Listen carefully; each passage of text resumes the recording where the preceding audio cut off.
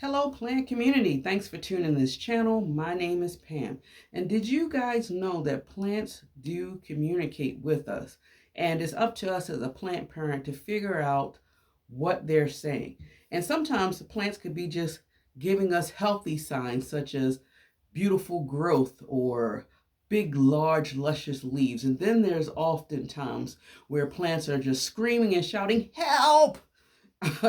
And we need to figure out what it is that they are SOSing us about. So in today's video, you guys, we are going to tackle 5 things, 5 communications that plants are letting us know that they need help and they're expecting us to do it.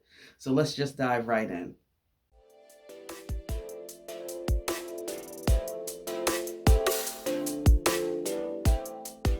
Okay guys, so before we get into this video, please remember to subscribe if you have not.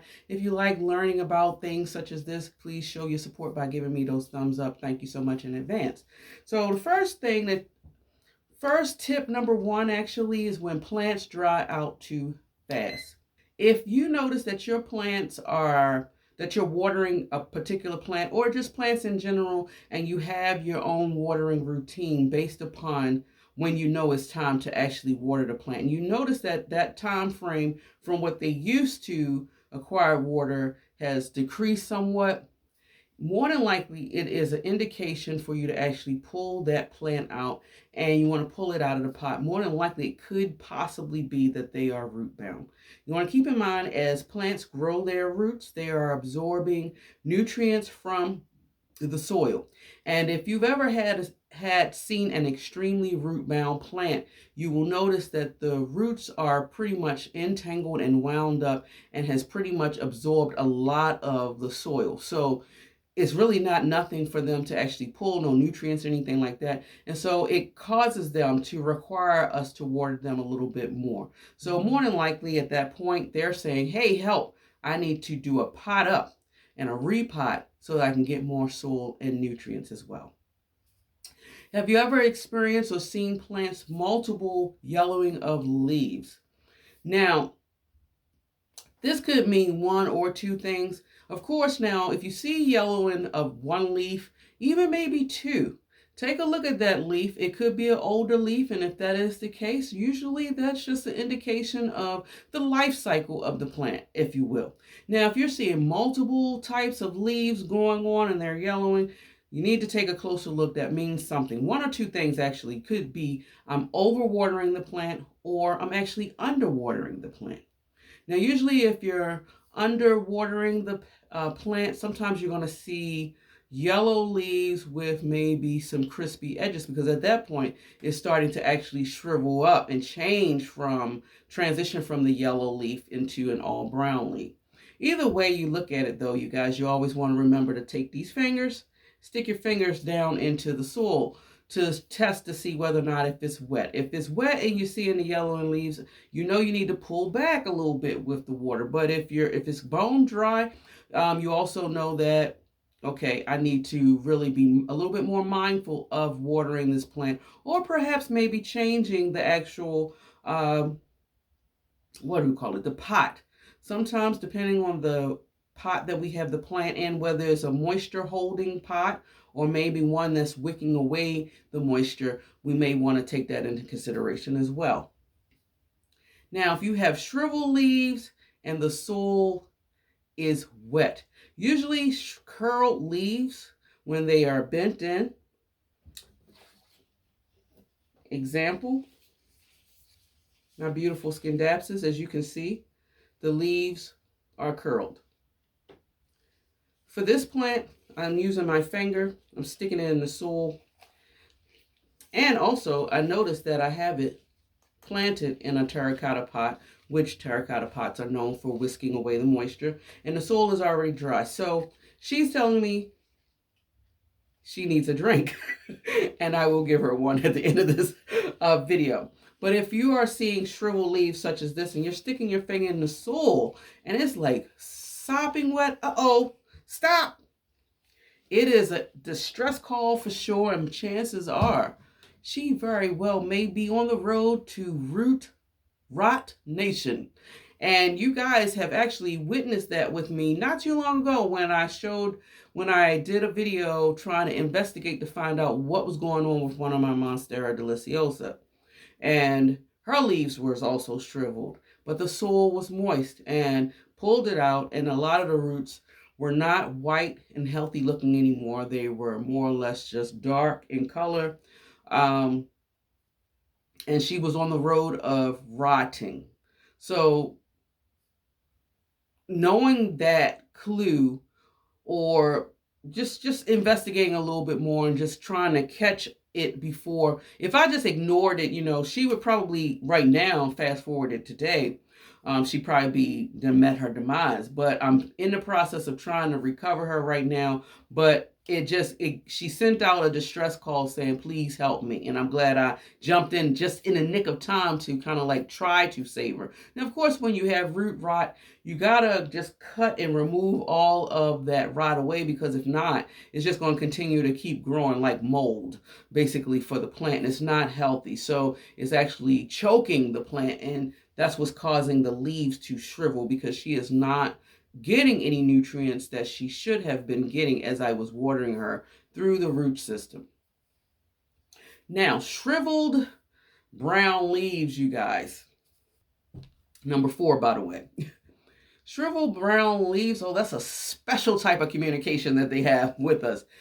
More than likely, shriveled brown leaves on multiple leaves on a plant, you really need to take a look and see if they are being infested or attacked by any form of by any form of pest.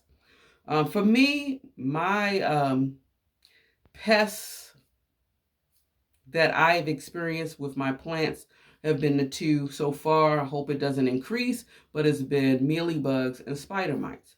But I noticed, and unfortunately, when they're brown, when the leaves are brown and shriveled up, they look like the life has been sucked out of them. They have been attacked. It's kind of like too late to save the leaf, but it's not too late depending on the amount of infestation of whether or not to save the plant.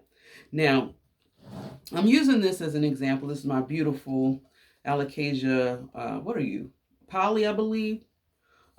She is known, you guys, of course, those of us who have alocasias.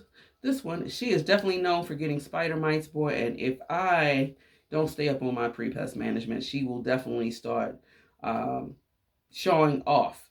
So one area we always want to keep in mind, you guys. Oh man, just look. Y'all know I love these red backs. They're gorgeous.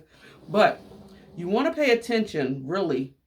Petiole, leaf. They love living and creating a hive in this area. Alocasias as well. Spider mites in general. You also want to take a look at in between. Usually spider mites, they will form some form of webbing. You also want to take a look at the leaves. Sometimes, depending on the pest, they will leave their markings in the leaf itself. So when you see that they're being literally sucked, it's time for you to get into action, and you can use insecticidal soap. You can use vigorous washing or spraying of water, maybe a Nemo solution. You can actually use alcohol, you guys, a little bit very diluted alcohol, rub her down, and just monitor her and make sure that you are keeping up the overall health of the plant. Because usually plants that getting attacked, now sometimes, yeah, I guess it varies, honestly, you guys, but if the plant is in distress of any kind, then they are open for all types of diseases. It's almost like the plant is down, their immunity is low. So it gives a door for all the germs and critters to come and attack these beautiful leaves, and unfortunately killing the plant. And last tip, you guys, last communication is when plants are showing or having either change in leaf size, or you're seeing like large internoding spaces. Now I'm going to show you an example of this. This is my, what are you? My Pothos Enjoy. And she's actually, I noticed it actually, she needs a drink. She's communicating with me that she needs a drink. I didn't realize it until when I pulled her down off the hanger to show y'all, but her leaves are shriveled, so she needs a drink. And I will give her a drink at the end of this video. But I wanted to share with you what I meant as far as the internoding spacings for those of us who may not be familiar. But right here, you guys, you see where the leaves are. This leaf, and then there's another leaf right here. Internode space is really underneath. This is a node and a node. A node is more or less any area where it gives you a potential for possible root formation. And the space in between one node to the next is what we call internodes. If you notice, it's really tight. It's just enough space actually for me to get a finger or two in between. And she's pretty much has that going on.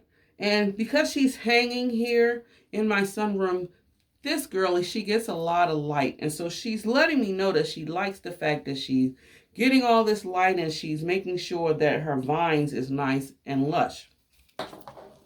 Now we're going to go back to my other plant that needs to be watered. My beautiful Scindapsus, I guess Silver Splash. She, as you can see, internode spacing, big gaps, big gaps. Now, she is grown in here, you guys, but she is grown at least 8 feet away from the window. She's hanging actually on my wall right here.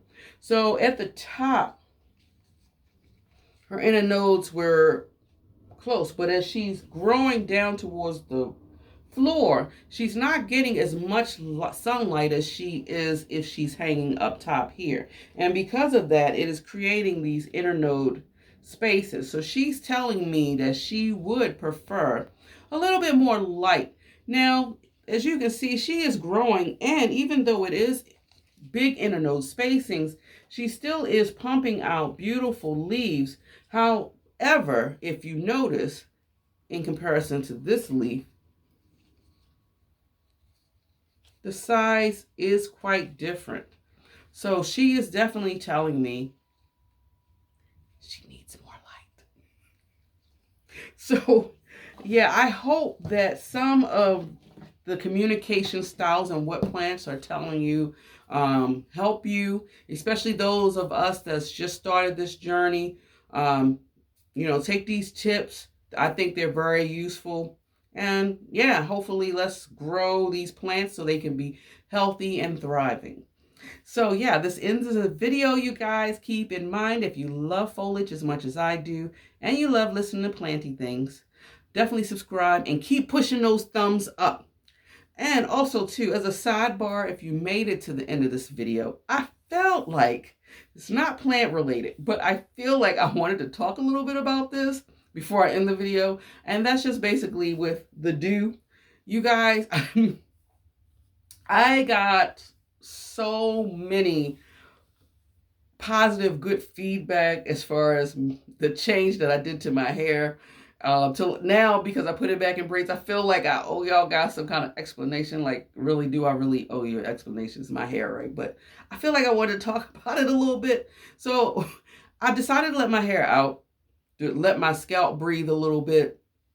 So, just got my hair like just blown out. And I planned on going back to the braids because it's a very protective hairstyle for me. I have a lot on my plate. I don't really have the time to dedicate time every day to actually making sure my hair is in place. I love the fact of braids of just getting up and going more or less.